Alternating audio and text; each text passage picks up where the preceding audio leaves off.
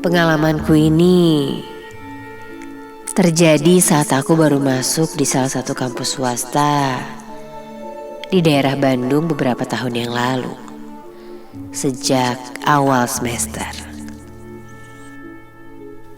Namaku Manda. Aku sudah berniat untuk mengikuti kegiatan hima di kampusku saat itu. Prosesnya sampai berbulan-bulan, dan aku berhasil mengikuti sampai tahap akhir. Kegiatan akhirnya dilakukan di Pangalengan. Kami sampai di sana sekitar pukul jam 2 siang. Saat itu hanya kampus kami saja yang mengadakan acara di sana. Lalu kami terbagi menjadi 5 kelompok oleh senior kami.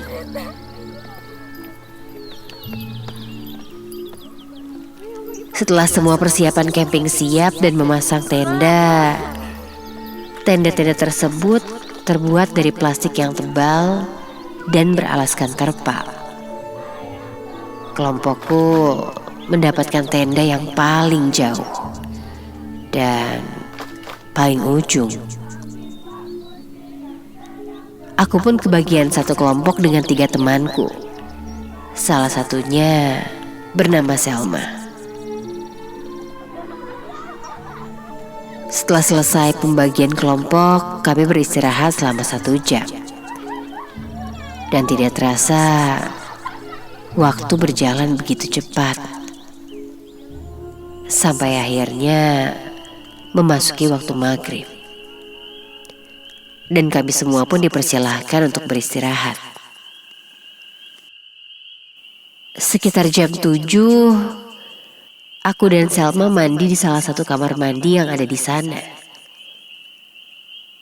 Kamar mandi tersebut memiliki 3 bilik yang tidak begitu besar, sehingga bila ada orang yang ada di sana, aku pasti bisa melihatnya. Aku dan Selma berada di bilik yang bersebelahan. Aku bisa mendengar jelas kalau Selma sudah mandi terlebih dahulu.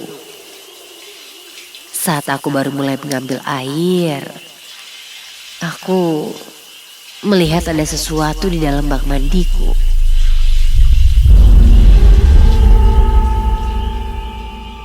Kulihat ada bayangan hitam. Hah? Apaan tuh? Kulihat seperti sebesar buah kelapa yang ada di dasar bak mandiku. Karena penasaran, aku dorong ke bawah benda itu. Tetapi benda itu tidak bergerak sama sekali. Sebentar. Ketika aku perhatikan, tiba-tiba terlihat gelembung udara dari bayangan itu.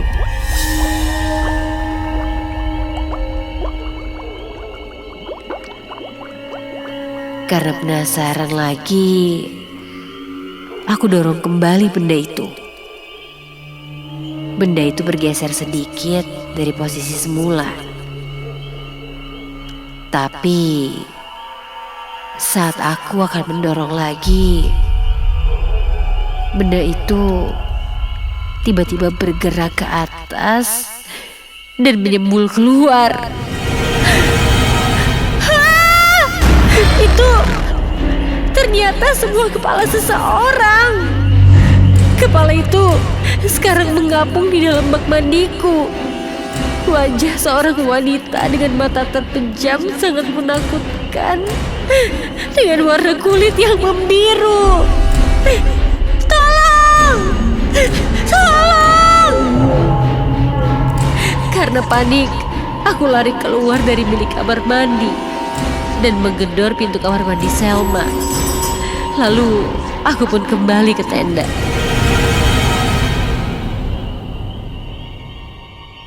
Beberapa senior mencoba menenangkanku di dekat api unggun. Seniorku bilang, Itu hanya sugestiku saja. Aku pun coba untuk menenangkan diri dan meyakinkan lagi jika apa yang aku lihat itu nyata. Singkat cerita, akhirnya kami melakukan acara renungan malam dan juga makan malam. Pukul 11 malam, kami semua sudah berada di dalam tenda. Lalu, aku dan teman-temanku tertidur. Sampai akhirnya, aku mulai terbangun. Karena aku mendengar ada suara mendengkur yang lumayan kencang. Ketika kulihat, ternyata itu suara Selma. Mungkin dia kelelahan. Suara Selma yang sedang mendengkur sangat menggangguku. Setengah sadar, tanpa berpikir lama, ku goyang-goyangkan badan Selma yang sedang tidur agar ia berhenti mendengkur. Aku pikir goyanganku akan bisa menghentikan dengkurannya. Ku goyang-goyangkan lagi lebih kencang sambil berkata, "Sel, jangan ngorok tidurnya. Berisik tahu. Heh."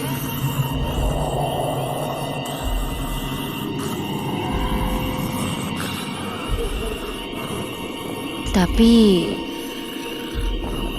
saat aku goyangkan tubuhnya Selma,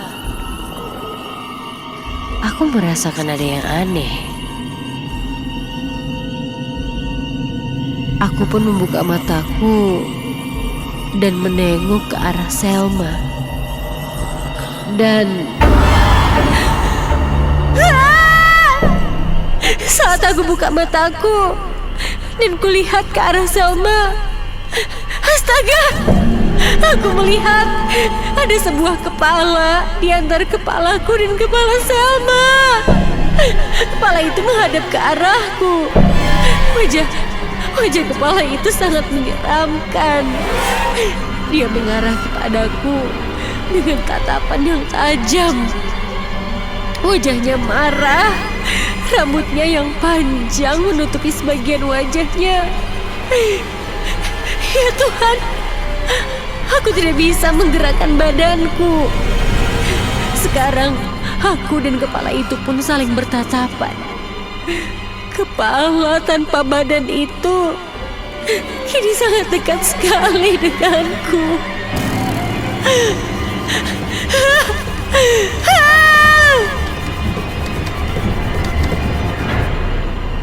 Aku hanya dapat berteriak tanpa dapat menggerakkan badanku. Tolong!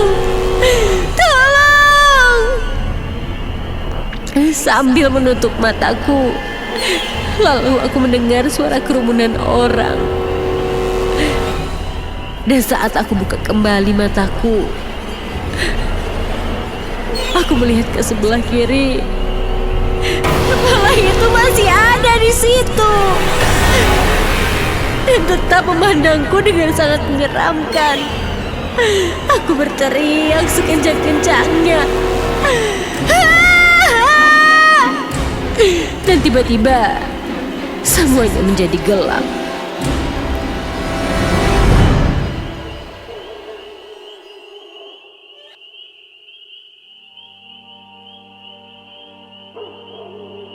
Sekarang aku merasakan ada orang yang mengusapkan wajahku dengan air dingin. Dan aku sudah bisa melihat. Kulihat teman-temanku ada di sekelilingku. Aku terbaring di atas sebuah kursi kayu. Lalu aku berusaha untuk duduk. Dan sekarang aku tahu kalau aku sedang berada di warung yang terletak di depan perkemahan. Seniorku menceritakan semuanya. Dia sepertinya sudah tahu kalau aku diganggu oleh makhluk gaib yang ada di sini. Selain itu, kami juga mendengar kalau konon dulunya tempat ini sering dijadikan tempat pembuangan mayat oleh para penjahat-penjahat yang dibunuh secara misterius, di mana pada akhirnya membuat daerah ini menjadi angker.